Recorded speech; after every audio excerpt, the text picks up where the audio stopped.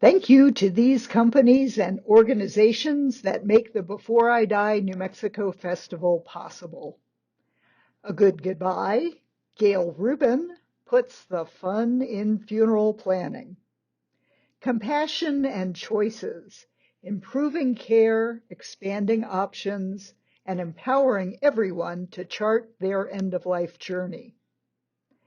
Daniel's Family Funerals and Cremations, Fairview Memorial Park, Gabaldon Mortuary, Sandia Memory Gardens, and Vista Verde Memorial Park, all in the Albuquerque area. EstatePros, offering professional dispersal of personal possessions due to a move, illness, or death. The Final Exit Network, educating about and defending the right to choose at end of life. French Funerals and Cremations and Sunset Memorial Park in Albuquerque. Gathering Us, providing in-person and virtual memorial services and online memorial pages. Keeper, providing hybrid and virtual memorial services and keeping memories alive with online tributes to preserve, celebrate, and share life legacies. Morris Hall, estate planning attorneys in New Mexico and Arizona. Remembering a Life, your guide to honoring a life well lived, from planning a tribute to mourning a loved one. And Retirement Extender, investment management services with a personalized strategy recommendation based on your needs and objectives. I can tell you from personal experience that dealing with our loved ones' possessions is emotionally stressful. And this next session, we are going to talk about this in detail and answer your questions with, you met Karen Hyatt, with the founder of EstatePros. To remind you, if you haven't heard, EstatePros helps individuals and families to organize and distribute the contents of estates since 2011. And joining us is Martie McNabb, who is the founder of, well, her first business was Memories Out of the Box, to tell the stories of a client's stories with their photos and documents and memorabilia. And Show and Tales grew out of her experiences as a personal historian and a visual storyteller. And Show and Tales has been profiled written about in the Wall Street Journal and featured in 2 books, Time to Tell by Deborah Wilbrink and Past and Present by Allison Gilbert. So please welcome our session leaders, Karen Hyatt and Martie McNabb. Hello, Martie. Hello there. Yes. Nice to see you again. So, hello and good afternoon. It's wonderful to be at an in-person and virtual, I love virtual, but an in-person gathering. It's been a very, very long time. So, thank you, Gail, for this opportunity. Again, this is my second time being invited to participate. Last year was the first time, and that's when I met Karen and quite a few other people. Mm-hmm. So, and we've decided that we have so much in common, as she said, that I know that the stories of the things that we have in our homes, in the homes of our loved ones, they aren't just things, the photos and objects. They have stories attached to them, and that's why so often when you're doing your work with downsizing, and I've been doing a little work too, everything has a story. And so that's what we hope we can get people to share those stories and find ways that perhaps it'd be a little easier to let go of the things themselves if the stories are told. So Thank you, Marty. Thank It's good you. to join you today. And let's go ahead and ask our tech people to show that first video. Yes, I Okay. think that would be great. Well, thank you so much for having me and for letting me go first or second, but early on. And I'm from Philly too, Gail, so we have that Philly connection. But what I actually chose was a wooden spoon. And I don't know if those of you if you can see the poster for Lives Well Lived back there. This is my grandmother's wooden spoon, and my grandmother and I cooked together. And this is definitely, was my inspiration and my inspiration for the film, but definitely my role model in life. I started filmmaking because she never wrote a recipe down. All of you that are good cooks, you never write recipes down. I know that. And the only way that I was going to remember how to cook what she did was to video her. And that led to a feature film that's now on PBS, where I interviewed 40 people that were 75 and older and wanted to know more about their lives. So that's why I've kept this spoon. You can see it's totally worn and burned. But every time when I cook, I use it and I think of my grandmother and I feel her presence. And I think the third question was, what can someone learn about you through the story of this thing? I would say the thing that they could learn is that anything is possible. I mean, I did a film out of a love of my grandmother. And I think if you're passionate about something, you can make anything happen. And the more personal the story, the more universal it becomes. And so I credit my grandmother with that. And I just want to say one of her mottos was to always be kind. So I always think about her all the time with that. And then what do you want someone to know about you, which is the fourth question. I would guess my passion is really doing a lot of intergenerational projects now because of the film, because I had this opportunity to interview these 40 amazing people who I feel like the greatest gift my grandmother gave me was that she introduced me to 40 new grandparents.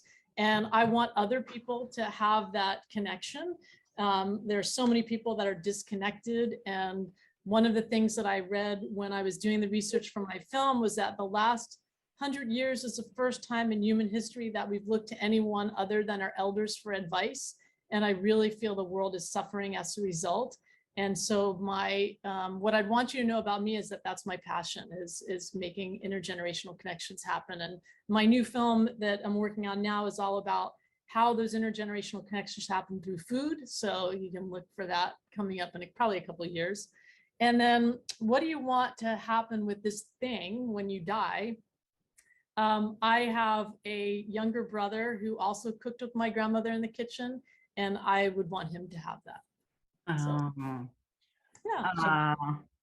Can I ask a super quick question? I wonder if you still use the spoon when you cook, or is it like on a shelf somewhere? Oh, no, I use it. My grandmother would want me to use it. It's well worn, and I feel like my grandma's juju comes out in whatever I make when I cook with it. So I feel like, you know, that's the beauty of it, is that it's meant to be used, and I feel her presence every time that I use it. So I'm not one of those people that keeps things on a shelf. I like to enjoy them. I think life is meant to be enjoyed, and it's, for me, more about, you know, this is about the thing, but it's really about the experiences. When we look back on our life, these things remind us of experiences, and that's why we love them so much. And so for me, I mean, I can still picture myself in my grandmother's kitchen using the spoon and stirring the pot with her. So Marty and I are here this afternoon to really elicit and enjoy your stories about objects in your life and the life of your family. So to kick that off, I'm going to share two short stories. One is about an object in my family's world. The other one is from another family. When my parents were in their 40s, they did a lot of traveling with one other couple. I grew up in Oklahoma. So, you know, they went to Europe, they went to Italy, they went to Norway, Scandinavian countries. One of the things that and my mother's now 91 and still very much with us, one of the things they bought, so that was over 50 years ago, was a lead crystal whale. It's maybe this size. And etched in the belly of this whale is Jonah. So that's from the Old Testament, right? Jonah and the whale. My brother and I have seen that in our home my parents' home for over 50 years. My dad has now been deceased 35 years. And about 7 years ago, walking through my mother's living room out of nowhere, I pointed to this whale and I said to my mother and brother, when you're gone, Mom, my name's on that. Well, you would have thought I dropped a bomb. My brother's mouth fell on the floor. My mother was like, what, you want me to go this soon? And I said, no, I don't want to start a war. I just want you to know I love Jonah and the whale. My brother said, well, so do I. We're the only two children, and we really love each other. Anyway, so we just left it, and it became kind of a joke. Well, my mother contacted the husband of this couple that they always traveled with, and just was telling him this story that happened in her living room. And lo and behold, about 2 weeks later, she received in the mail another Jonah and the whale, because she had forgotten that the other couple had also bought Jonah and the whale on their trip to Norway. And so it came with a note saying, now both Karen and Steve can have Jonah and the whale, which was so sweet of him. And I'm sure he didn't tell his children. He has 4 children also. So I hope they don't come looking for Jonah and the whale someday. But most of the time, our family stories may not end with such generosity and good humor. That was just a very loving, grace-filled, humorous moment that we shared spontaneously. The other story is that on almost 11 years ago, one of the first estates we were clearing in Santa Fe, one of our EstatePros came upon an envelope. It was a business-size envelope, and it was not sealed, but on the front it had a date. Well, the date didn't mean anything to us, but inside this envelope was 1 penny, and the year of that penny was the same year as noted on the envelope. So this EstatePro just made the intuitive and fairly rational deduction, if someone who's died kept a penny in an envelope with the date on it, it must mean something to someone.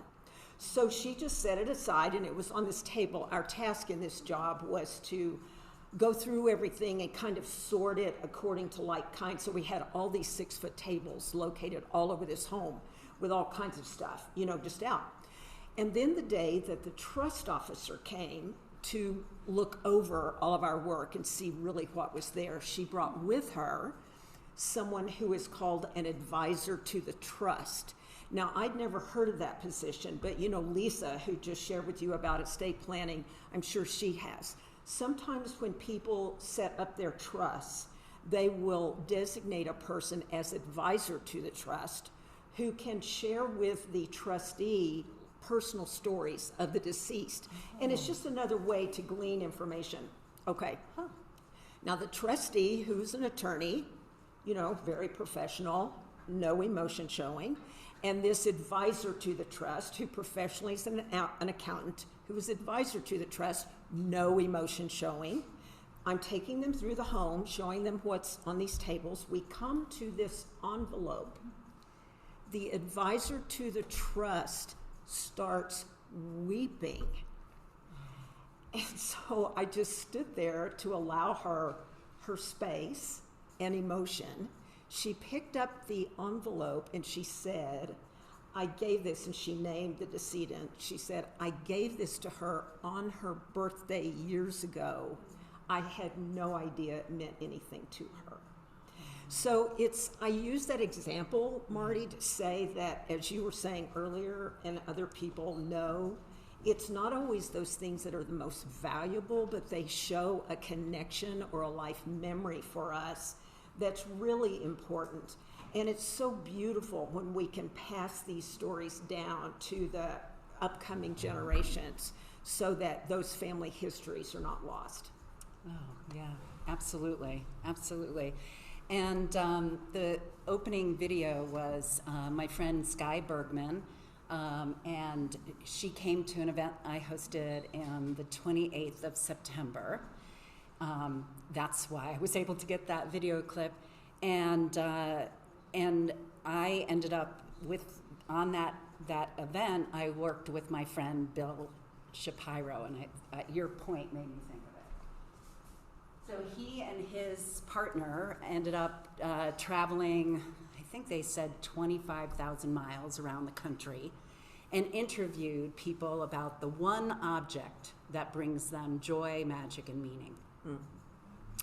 And needless to say, with Sky, it was the wooden spoon from her grandmother, right? But the thing that we asked Bill about during that night was, what was the most surprising thing that happened over all those interviews? And he said, not one person chose an object of monetary value. And said, our hearts aren't accountants. So I love that idea. So I've hosted over 150 of these events, thanks to meetup.com. They keep track of all the numbers, mostly in person in New York City, but because of the pandemic, like all of us, we've had to make them online, do them virtually, and that has been wonderful. So in terms of my own story, so I moved 9 times before high school, and then moved probably a half a dozen times after that. And so, and my mother moved 13 times before she had enough of moving with my father and divorced him. So, yeah, I was in the my father was in the Air Force, so there was the military, but then also General Electric. So my attachments to stuff is very different, I think, than a lot of people, because I don't have those kinds of roots.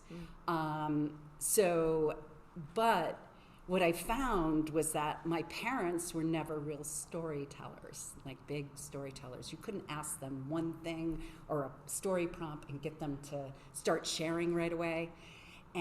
But if I ended up taking a few of the objects that we had kept and I just said, tell me the story of that, then, it start, oh, I got that, and then, but the story would start just rolling out, It was the thing, the spark, the prop, I guess they needed.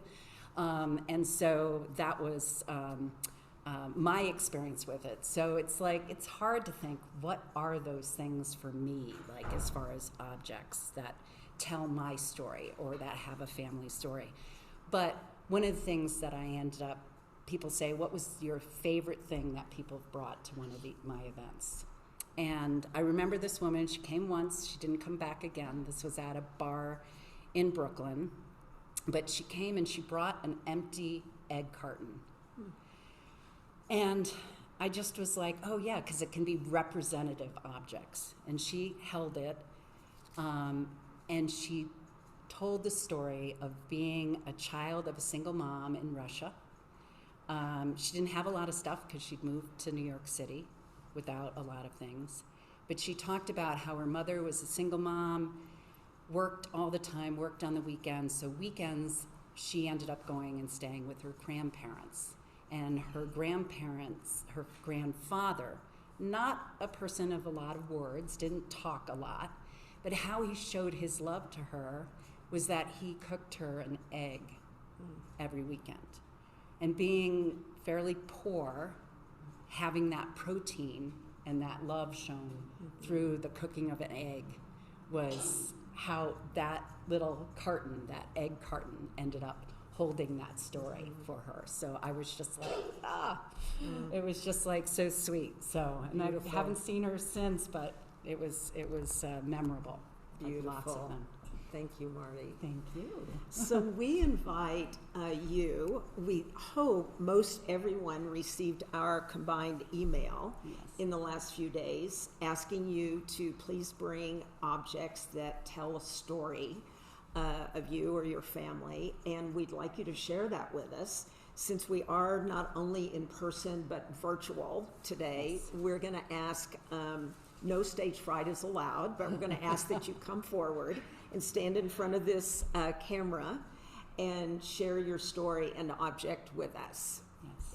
Okay? And also we will welcome, we're going to go back and forth between people who are here in person and also people who are online as well. So we know that Gail's keeping an eye on, hands raised online, and we'll kind of go back and forth between people sharing here and people sharing online. So who would like to be the first one to stand up? Actually, you'll be the third one because That's right. So, You're the fourth one if we count yeah. Sky. And if you have something, come up to the front so we can Yes. see you on the camera. Yes. Righty. My name is Linda, and I married a gentleman by the name of David Paladin many years ago, and I spent the last 15 years of his life with him, and then he died from a heart attack. And of course, you tell people when you lose a loved one how they died. And so, yeah, he died from a heart attack, and I'd recommend that to anybody. It's quick. And we didn't have a lot of money, and really it would have been devastating if he would have hung on. So those were the things that crossed my mind. And I also told my friends that this was an opportunity for me to build character and gather wisdom. And one of the things that happened to me a few months after I lost David was I was standing at the kitchen sink, and there's a shelf above the sink on the wall, no window, just a wall, but there were cups, and I gathered cups. And a lot of times when we travel, it was a cup I chose because that was affordable. I mean, $12 was a whole bunch of money then. And $20? Couldn't think of it. So anyway, one time, David gave me a cup that he selected for me, and it says, "I love you" on it.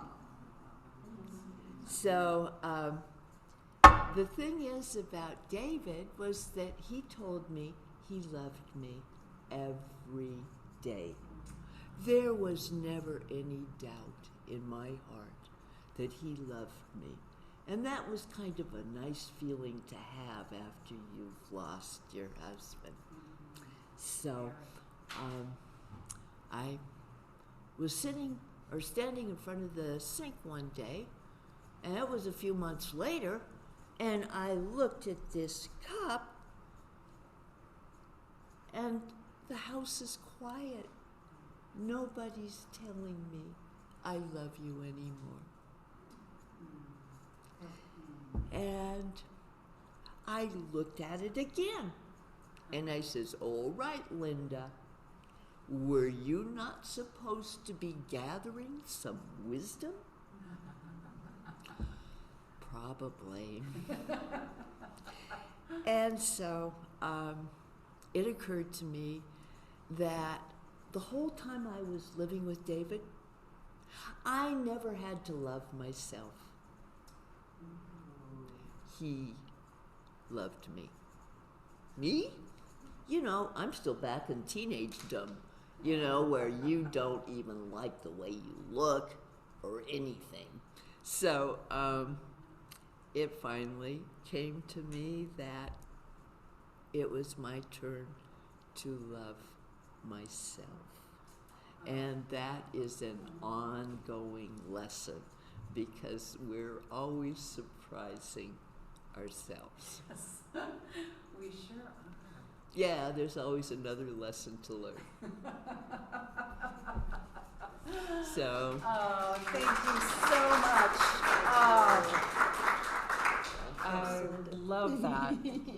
I love that. I met Linda probably over a year ago in a collaborators event on the letsreimagine.org platform, and then found out she was in Albuquerque and said, I have to meet up with her when I'm out here, and I'm delighted to continue our friendship. Thank you for sharing. Do we have anyone online who wants to share yet? Some people have their cameras on, but nobody has waved their hands to say, Not yet. Something. So, Oops. If anyone would like to share virtually, just turn your camera on and you can wave at the camera like this and we'll call on you, okay? All right, thank you. thank you. So this is a silver-topped, multi-sided crystal jar. And this has meaning to me because when my grandparents were moving from their apartment to an assisted living place, I don't remember how it came to be that my grandfather was sitting at the kitchen table in my parents' house, and I was probably in my teens, and going through stuff on the kitchen table. And I picked this up, and I was looking at it, and my grandfather took it and just like tossed it in a paper bag, like he was just gonna throw it away. And I picked it out of the paper bag and have been keeping it. But he seemed to think it was not worth anything, but I'm pretty sure this is a sterling silver top, and it's like a shaker. Oh. Like it's got this, it can close or open holes on the top. But what I have done is I've got seashells in here, very small seashells from various trips. And the latest one is from my niece's wedding. We went to Florida, and I found this really neat circular shell that I picked up and put in there. So it's a little jar of memories. And I keep it in my bathroom on this shelf over the toilet, so I see it all the time. So it's a reminder of that. And right next to the little jar is this Kuan Yin statue. So it's a meditating female Buddha. And I got this at a funeral for a Native American woman who was being buried in a pioneer cemetery out between like Madrid and Cerrillos. And I was invited by a relative of this woman because she knew I wrote about funerals. And one of the really interesting things that they did was put out baskets of her stuff and said, "Blue light special, it's all gotta go." And I just love this idea of giving away the deceased stuff at the funeral or the memorial service. It's a great way for people to have a little keepsake of that person, and it cleans out your house. So I saw this little Kuan Yin among the baskets of stuff, and I was like, she's coming home with me. Yeah. So, oh, that's yeah. beautiful. That's my story, and I'm sticking to it. I knew you were going to say that. All right. Anyone? Thank you. Yeah, thank you, Gail. Anyone waving their hands? Hands yet? Oh, good. We have Lucille. You going to share? Oh, I love it. awesome. Please come awesome. up. Come on up. I'm Lucille. I'm Judy's mom and Marty's friend. And Mother-in-law. almost mother-in-law. Yeah. And I didn't bring anything. I didn't know that we were going to do this, but in my home I have a lot of things that are very valuable to me because they have so much history behind them. I look at something and it's like, oh, I remember when such and such, and oh, I remember when, because each one has meaning, and they're all over the house. I don't think there's a room in my house that doesn't have something that has a very special meaning to me. And I couldn't decide while I was sitting there, couldn't decide what to talk about. But and Judy loves things that have a history to them. And so I think that I'll talk about this little wash stand that my uncle, Tio Joaquin, made in about 1899 or something like that. He and his wife, my tia Petrita, built their own home, and we found a letter from him to his father, returning $50 and I don't know how many cents, because his father, when they got married, his father gave him $100 to build his home. And this was in 1900. And so he built his home, and he had about $50-some left over, so he returned it to his dad. Okay, so he and his wife built this house out of adobe, and it was just an incredible house. In the winter it was warm, in the summer it was cool. But what I remember the most about it was when I would spend like a weekend with them. They were wonderful babysitters. And Petita was very distant. She never hugged me. She never showed me in any way. It never said I love you or anything like that. However, I knew that she did because she always fixed this one dish that I really loved. But Tio Joaquin, I told you that they made this whole house. She made the cabinets in the kitchen. She did. And he made a lot of furniture, but the thing that Judy and I both love the most is this wooden washstand. And you can tell that it's not made by a professional. It's beautiful and all, but some of the legs are kind of uneven. And it's endured all of these years since the 1900s. And the thing I love about it is that I would go over there, and the first thing I had to do was to wash my hands on this little stand outdoors before I came into the kitchen. And it had this beautiful porcelain wash basin and the pitcher. And just the act of doing that opened up this part of me that said I was walking into pure love. And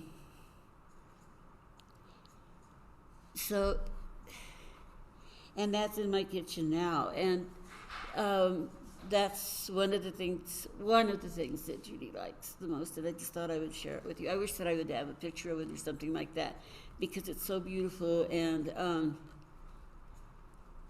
I don't know if anybody could pick up on the love or the positive feelings that I feel that this thing emits. Okay, that's it. Thank you, Lucille. Hi, I'm Varda. I hadn't thought about this object when I was coming here today, but it's, talking about this has kind of triggered this situation. I'm wearing this dress, which is a rainbow. It has rainbows, and it has lizards around the top, and it has lizards around the bottom.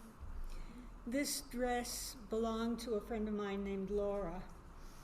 And in the 70s, I lived up at Lama Foundation, a spiritual community north of Taos, up in the mountains. And Laura was part of the Lama community. I think she lived in Taos. She had a deep connection with Native American people, and she spent time at Lama. She helped build sweat lodges. She taught people how to build sweat lodges. And she would always go around giving people massages.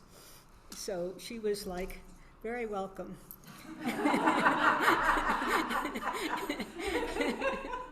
And she came from a Mormon family.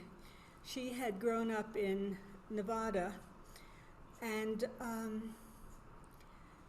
at a certain point, and we were close, and she had 3 boys. At a certain point, she got cancer.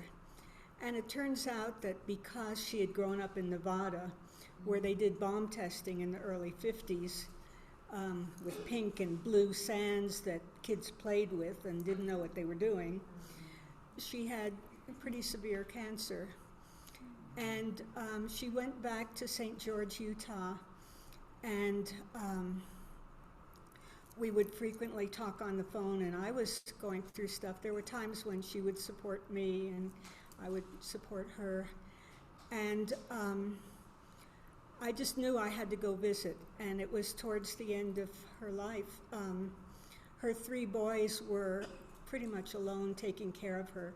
The Mormon community there was supportive, but when I got there, she was not in great shape. And so I did a lot. I got her into a nursing home, and I helped the boys and took care of stuff there. And somehow I forgot that I had taken this dress, that this dress came to me from Laura at that time. I also have a couple of paintings that have Native American symbolism in them that I brought back with me. I took it out today. I was talking with some friends.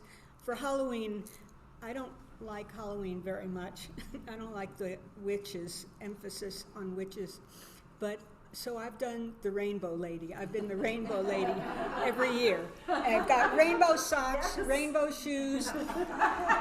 And I had to actually crawl under the bed last night to get my winter stuff out, or to get this dress out of a box, and because I hadn't worn it for a while. And here I am with the Rainbow Lady remembering Laura.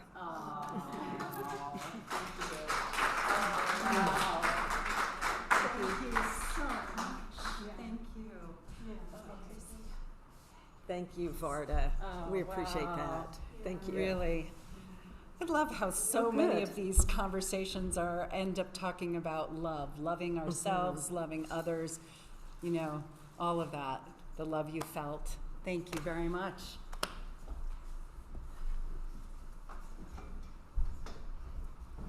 If I stand up on this. Yes. Whoa. I didn't bring it because I didn't have time to look for it, but I have a letter. Well, it's not really a letter. It's a clipping from a newspaper, and my dad wrote on it, "Do you remember when you told me this, or when you said this to me?" And it was in an envelope, and I could see it was his handwriting. He had looked at this newspaper article and immediately thought about me. And so I kept it. But what it was is when I was about 28 or something like that, I was a teacher and I had tenure. And for some reason, my husband and I decided that I was going to go to medical school, or I was going to try to get into medical school. And we called my parents to tell them, and they were like appalled. My dad's like, "How can you give up tenure? You work so hard for that." And of course, at that time, our parents were into security, and that was like security. And I says, "Well, I want to do something different. I've been teaching for almost 10 years, and I'm ready to do something else." So I said, he said to me, "But you're going to be 40 before you even are ready to practice." And I said, "Well, Dad, in 10 years, I'm going to be 40 anyway." And the article was like an Ann Landers article in the paper, and it was about this person who said the exact same thing. She said, "I'm going to be whatever age anyway in 10 years. And so it touched me that he remembered that and cut out the article from the paper and sent it to me and asked, "Do you remember this?" And of course I did.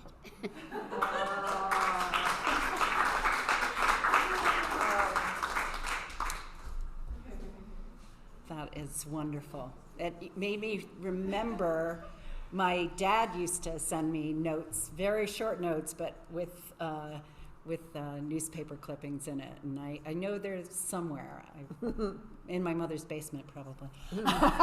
Gathering moisture. No, it's a dry one. Oh, okay, okay. Any waves from the virtual world? Have Or we heard? any other people here? Oh, good. Please come up. Yes. My name is Judy, and it's not really an object, but my mother loved to travel. She was also a teacher. So every trip she took copious notes. What was done every day before she went, she researched everything about the country. And when she got home, she wrote an article for the local newspaper so they would know what she did. This is one of the articles. This is from 1999, and it says, group returns from trip in Israel and Egypt. And I mean, you can see how long the article is, you know. And I think it's funny, it's half a page, over half a page. And at the top it says, no place like good old USA, which I thought was funny to have over telling about her trip to Israel and Egypt. But the other thing is, less than 2 years before she passed away very suddenly, I had the opportunity to go on a cruise with her, 2-week cruise, to Chile and through the Panama Canal. So now I have all of this Chile facts summary. Day 1, day 2, day 3, each tells what happened every day. And this is, I guess this is a summary, because at the top it says Rita Ballard and Judy Goldman returned from 19-day cruise of South America. Her summary. She also had slides, and this, for every slide, she has a number and tells what it was about. And then this one is just general information about Chile and South America. Several pages, like they export grapes, have copper and silver mines. Gas was $2 a gallon. So a lot of notes. So when I cleaned out her house of 30 years after she passed away, my brother was the one looking for valuable things, antique clocks and stuff. But the only thing that was important to me was anything she had written. Especially, she did a lot of handwriting. In those days, we actually wrote letters by hand. So I have some letters that, actually some that I wrote to her. So those mean a lot to me. Now I can remember what we did on the trip now. Otherwise, I wouldn't. Although I was a little upset with her because when we would take bus tours, I never got to sit by the window. She always did, so she could take pictures and everything. So that's my story. Oh, I love that. I love that. And I was just texting to see if my mom was able to make it into the Zoom room, and she was. And she was so happy to meet Judy's mom. She was able to meet Judy, because Judy's traveled out to Vermont, because I live in Vermont part-time, and now I'm living here part-time with my girlfriend, Judy, who I met 30 years ago. But we started redating during the beginning of the pandemic. So anyway, she was grateful to have met you and hear your story today. So, yeah. You know, just tagging on to this last share, there is something really precious about words that we've heard our parents or family members share through stories or journals. I'm thinking after your mother left these incredible, like, docu-series, travel notes. Yes. A friend of mine that I grew up with in Oklahoma, we literally started the first grade together. And her parents, her father was a PhD philosophy professor, and her mother was a PhD RN, and she taught at university nursing. And so they were both involved with language. But when they died, my friend, their daughter, said there was not one word written left by them, either in research notes, textbooks, journals, nothing. And although she loved and loves her parents very much, it was such a personal loss to her. This friend of mine loves language and is a writer herself, and she still grieves the fact that she has no written words from her parents who were such writers. And she didn't know when and how they destroyed them, and certainly I didn't know, but it's just such a rich gift that your mother's done that for herself and for you. Yeah. So. I forgot to mention today's her birthday. Oh, Happy birthday happy birthday to your mom. to her mom. Yeah, that's beautiful. Any others to share? Any others here? Varda? Well, I just remembered, one of the things, I'll just say, I don't have to get up for this. My grandparents lived in New York, in Brooklyn, and my uncle, their son, had moved to Israel, and eventually my mom moved to Israel as well.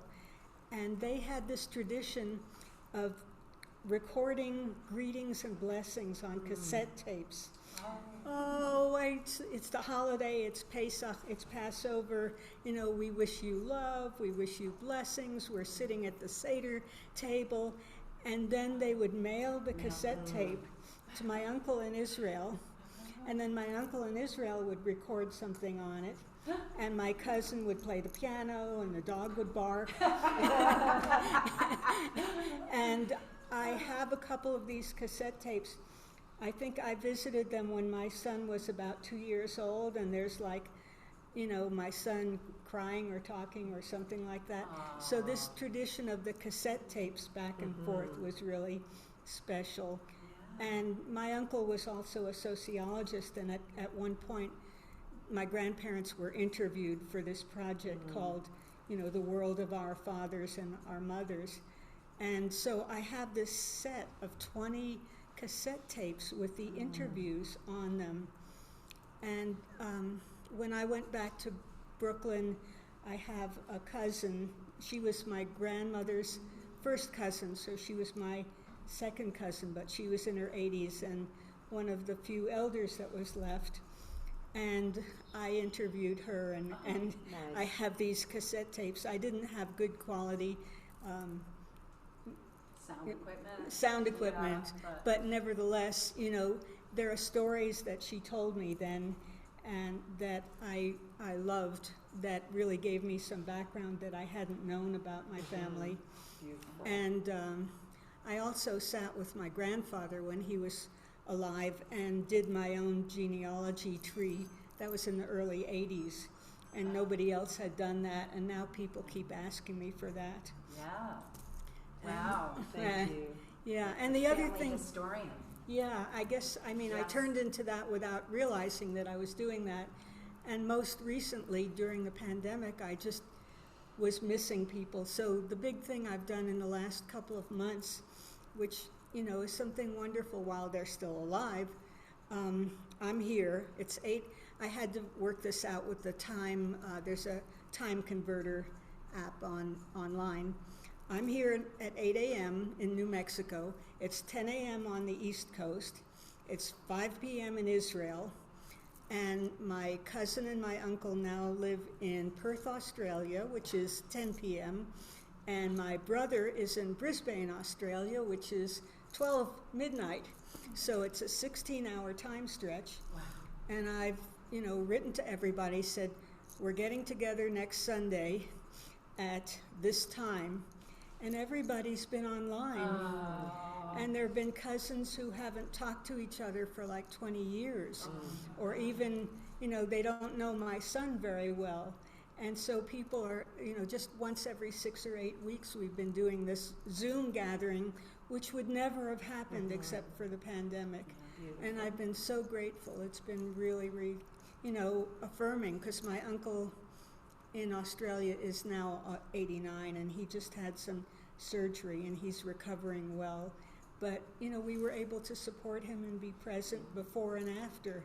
So there are blessings from this that you know, we can make use of from this time. Beautiful. That's it. Absolutely. Thank you. Thank you very much.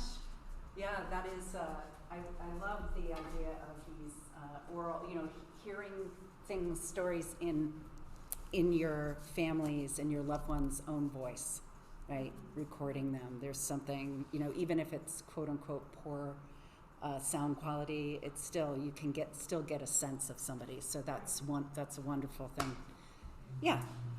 Thank you very much for everyone here who shared your stories, who were brave enough to come up on camera, and everyone at home, do think about telling your stories. As we said, like, it's important, even if it's not in front of a camera and stuff, you can do all of this kind of stuff, showing your object and sharing its story at home, in your communities, all of that, and we encourage you to do that. But we wanted to wrap up with a video, and then we'll wrap up. Hello, everyone. I'm Faith from Toronto, and the item that I brought tonight is my wooden shoe. There's just one of them. I have the right one. I don't know who has the left shoe, but I got the right one. And I was given this when I was 5 years old, just about to turn 6. And the kindergarten that I went to, everybody got, when they were going into grade 1 and leaving kindergarten, got a wooden shoe. And on the back of it is written, "To remember your days in kindergarten, June 1968, Mrs. C. Klein." And Mrs. Klein and her husband owned and operated a kindergarten. They were both Dutch. They were from Holland originally and had met in Montreal and then moved to St. John, New Brunswick, and opened up this daycare. So anyways, I've kept my wooden shoe for many years, and I had lost touch with them, you know, during the time I was in high school and so on and so forth. And then when I was in my mid-20s, I decided I would go to Holland. It was a place that I'd always wanted to go. So I got back in touch with them, and they were absolutely thrilled. Number one, that I was going to Amsterdam and Rotterdam, where they were from, but also that I still had my shoe. And so I kept in touch with them up until probably 15 years ago when they passed away. And I just, you know, they would phone me on my birthday and you know, send me a Christmas card, Christmas time. And so I kind of know that even now, like, if they knew that I still had this wooden shoe after almost 50 years, that they'd be thrilled to death. And I was thinking today I could just hear Mrs. Klein say, his name was Cornelius, but she called him Case, and she'd be saying, Case, come here, come look on the computer, it's Faith, she's still got her wooden shoe. So I know that they would be absolutely thrilled to know that I still have it. And to answer the question, which I had never thought about what I would do after I'm gone. And I thought, you know, maybe I should make this into an urn and have my body put in my wooden shoe and have it buried. So that's my story. And she's sticking with it. That's a perfect one. So, so as Gail had mentioned in the beginning, I got into this work when I started almost 20 years ago with my company Memories Out of the Box, and where I help people with their photos, documents, and memorabilia.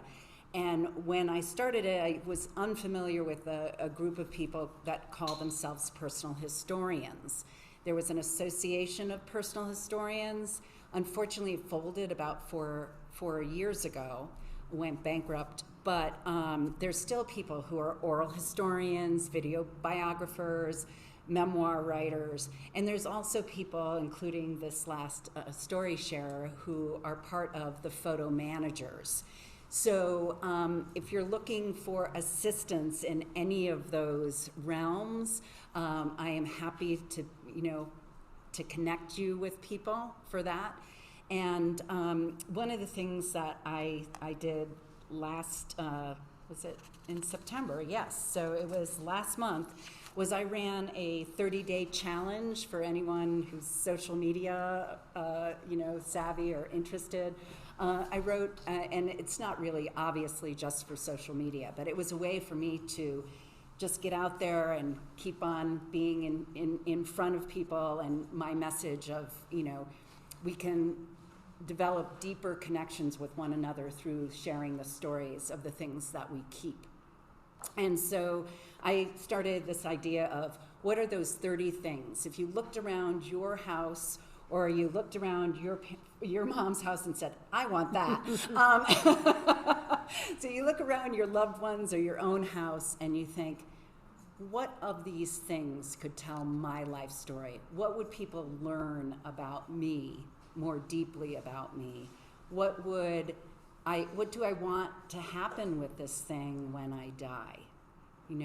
And take this opportunity, like a lot of your presenters have been, take this opportunity to plan in advance, have these conversations. You're welcome to take this, make copies of it, do this as a Thanksgiving or a Hanukkah, holidays, anything, and take this and ask your friends and family, your loved ones, what are those things that they hold dear? So that's why it's around on the table. I'll leave extras in the back.